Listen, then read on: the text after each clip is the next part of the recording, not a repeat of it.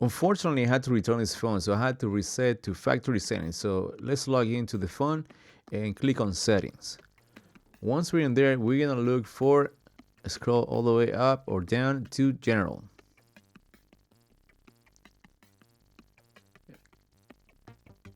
Right here. So let's click there, and here we're gonna go scroll down all the way where it says reset, and we're gonna select erase all contents and settings.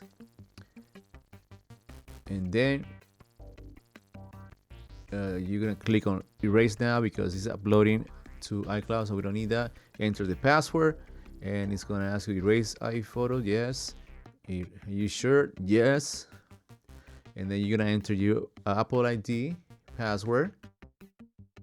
And once you enter Apple ID, it's gonna start erasing it.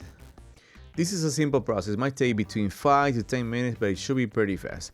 Once it's completed, you're gonna see a white screen saying hello in all different languages, just like you did when you opened the box for the first time. Anyways, guys, this is it. Please subscribe to my channel, put a thumbs up, leave a comment if you have any questions, and I'll see you in the next one. Bye bye.